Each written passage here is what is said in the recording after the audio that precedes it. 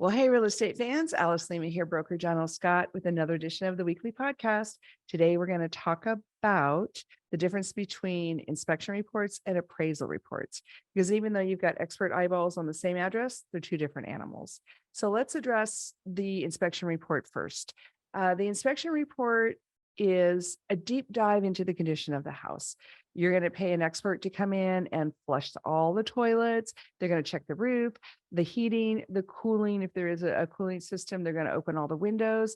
They're going to turn on all the burners of the stove. They're going to run the dishwasher. They do everything. And at least in our area, we get like a 20 to 30 page report in color, photographs, annotated arrows, stuff like that. And again, in our area, we don't normally send that to the lender. That's for the buyer and seller. And it's frequently practiced to do some kind of repair negotiation at that time, especially if it's health and safety. And that would be electrical, plumbing, roof, HVAC, foundation, something big.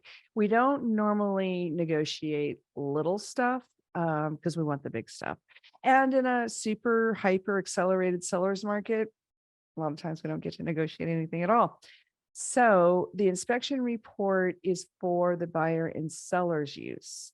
The appraisal report, and a lot of people don't know this, it's actually for the lender to be protected in case of a foreclosure. And so here's what they do is they have the buyer pay for an expert to come out. They have a different list of things they're looking at than the home inspector, but they're just looking at the big things. And if there's something wrong with the big things, then they write that down and they call it out as a lender required repair. And the loan will not close until somebody fixes that stuff.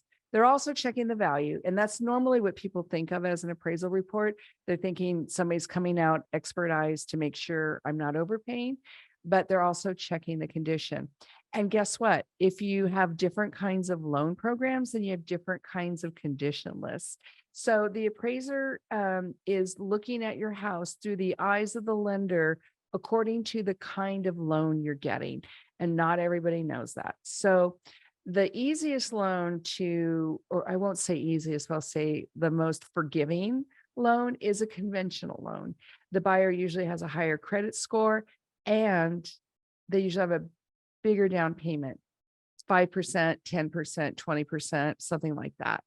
The more, I would say more picky appraisals are going to happen with a government subsidized loan. That would be your VA, your USDA, your FHA. So the list is a little more strict with those kind of loan programs.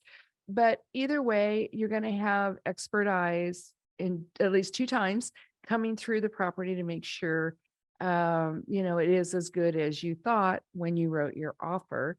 And if you're selling, you can definitely help things by getting a home inspection up front and doing the big repairs and then showing that to the buyer before they write their offer.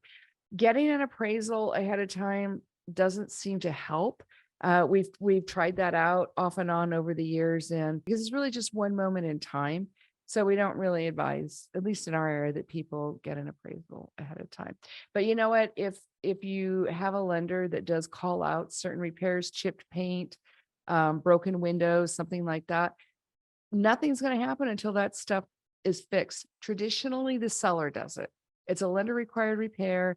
The buyer wrote their offer in good faith. So, but again, if it's a hyper accelerated market or there were multiple offers, then if your lender calls something out and the seller's dragging their feet, sometimes it helps if the buyer either chips in at that point for some of the repairs or, gets them done entirely. So those are the differences between inspection reports and appraisal reports. Hope that helps. Give me a call, give me a text this weekend if you want to talk about what to do with the next step of your real estate life. My number is 541-301-7980. Also like and subscribe to the channel.